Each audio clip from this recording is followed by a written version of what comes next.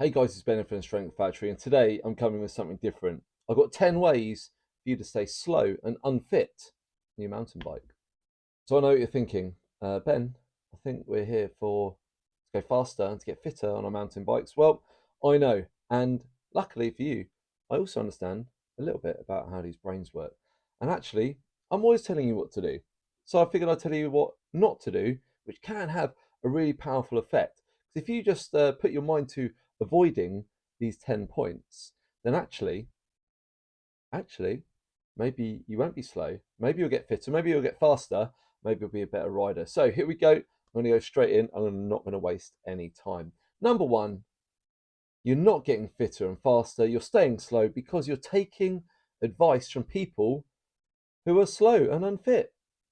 It's like that person at work when you see the overweight person dishing out the weight loss advice because they've been on every single diet and it hasn't worked. Same here. Are you taking fitness and training advice from your mate Dave on your weekly ride? Cool. Is Dave fit? No.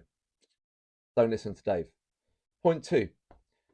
You're constantly online, you're watching stuff, you're reading books, happy days, happy days. You're taking all this input from all these different sources and places, and you know loads, but you don't take action. You're not actually using anything. In fact, you know too much. You've read too many things, and now it's paralysis by analysis. Oh, should I take this approach or this approach? Well, neither approach will work if you don't actually do them. Okay, that's number two. Number three, I've talked about this before. It's a big bugbear, especially with social media. Stop copying what you see pro riders do. Okay, that's a surefire way to fail because number one, they're only putting up the jazzy stuff on the internet, they're not putting up the boring, mundane stuff. Number two, they're full time. Number three, they've probably been training for years. Okay, and what a 22-year-old pro athlete is doing has got very little relevance apart from interest for a 43-year-old self-employed father of two like me, and I doubt it helps you as well. Even if you are a young pinner watching this up and coming racer, then you still shouldn't be watching what the pros are doing and trying to copy it because you need to do what you need to do. Number four, there.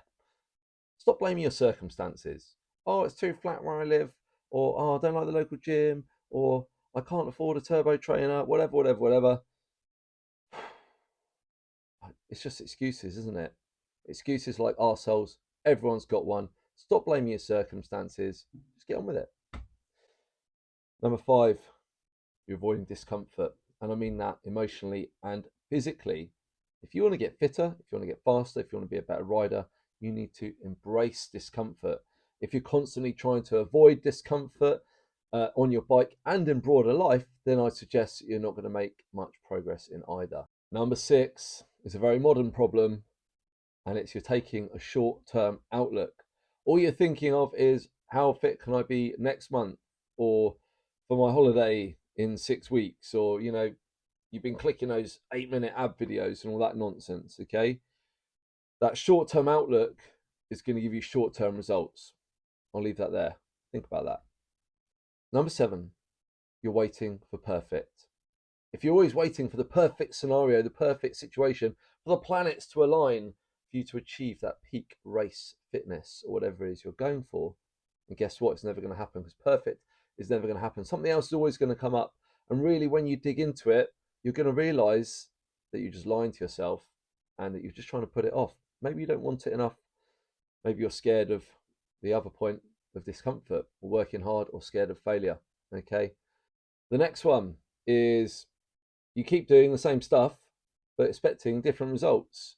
Now, if you've been doing the same stuff for years, and I'm all about doing what you can. So if you are doing some training, you are doing some riding, that's awesome.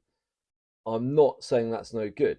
But if you want to make progress, if you want to be better, then just doing the same stuff again and again and again and not making progress and just doing it again and thinking it's going to suddenly magically work, that is a great way to fail. That is a great way for you to stay slow and unfit.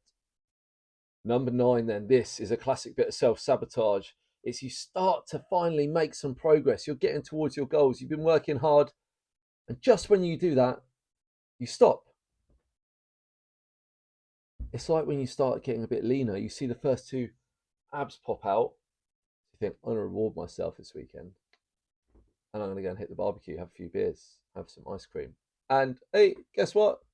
You go back 2 steps, okay? So no matter what your outlook is, that point where you start making success, if you then stop there, you're not going to make that next step, okay? You need to keep on pushing, okay? That's a great way, and I see it all the time. People start to get a bit leaner, they start to get a bit faster, they start to get a bit stronger, and then they're like, oh, peter off. Finally, then, not paying attention to what you're doing.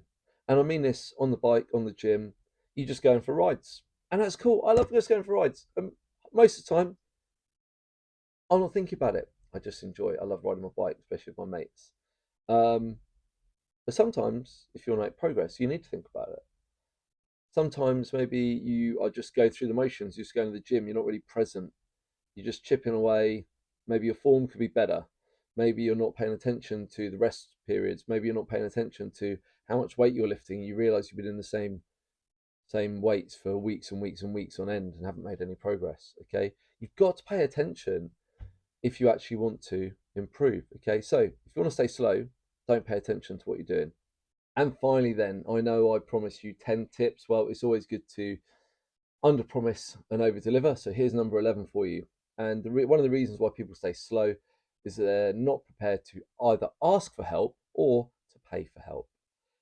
Just trying to go it alone, talking to your mate Dave from Point One, who doesn't know anything about fitness, whatever it is, just trying to go it all on your own, whether it's paid, whether it's free, whether it's asking someone knowledgeable, whether it's approaching a coach like me online or at the trails or at a race, or whether it's paying for a training program from a coach like me, whether it's paying a trainer at your local gym to teach you how to deadlift, okay, to teach you some of the fundamentals of training so you can be a better human and a better bike rider. The people who aren't prepared to go that extra mile to do those things, they're more often than not, they're going to stay slow and they're going to stay unfit. So hopefully I've not offended anyone there. I've been pretty direct, which is kind of the way I am, I guess. And hopefully, if you think about this the other way around, you can just think, oh, okay, well, I'm going to take advice from people who are fit and maybe who get other people fit. I'm going to take action. Rather than reading 100 different articles, 100 different approaches, I'm going to choose one and I'm going to commit to it. I'm going to do it. Okay. Number 3, I'm going to stop copying the pros. I'm going to follow them because it's interesting. I love it. I'm a fan of the sport. I'm going to give them a like, subscribe. Happy days. Well done, mate. Keep it up. But I'm not going to copy them. My circumstances, they are what they are. Life isn't fair. Okay. Maybe you live somewhere with no hills. Maybe you're still riding 26-inch wheels. Okay. Just do something about it. The opposite of avoiding discomfort is seeking out discomfort. You need to be uncomfortable in your life and in your training. Simple as that. That short-term outlook, well, guess what? It needs to be replaced with that long-term outlook. How fit, how strong do I want to be in 6 months? How do I want to improve my health over the next year? How fit, how strong do I want to be when I'm 45, when I'm 50 years old? Okay, that is the outlook that gets you results. Waiting for perfect, I think we know that's nonsense. There's no such thing. There's no good time. You're always going to be busy. There's always going to be stuff on your plate. So just take action. Get shit done. Get it going right now. Doing the same thing, expecting different results. Well, hopefully if you got this far, then you kind of know what I'm talking about with that one. And you're going to sort that out anyway. Happy days. Stopping when you start to get those first results, that first glimmer of success, and then you're like, oh, just going to kick back, just going to chill. No, that's nonsense. You're going to push harder. That's when you need to double down. You need to think of that long-term outlook, okay, and think about what success looks like, okay. That is where the real results come. Not paying attention. You just got to be present in this world of distraction and short attention spans. It's easy to be in the gym and like scrolling your phone. Oh, lycra. Oh, nice. Actually, what you need to be doing is focus on what you're doing.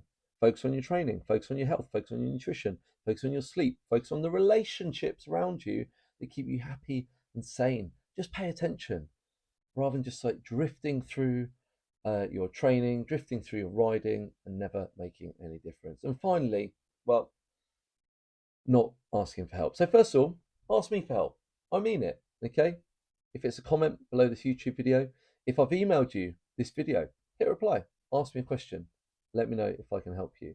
Fill out the contact form on my website, or even better, fill out the form. That means I will send you a training email every Tuesday, packed full of useful training tips, motivation, and stuff like that, to make sure that all these points, they're just not going to apply to you.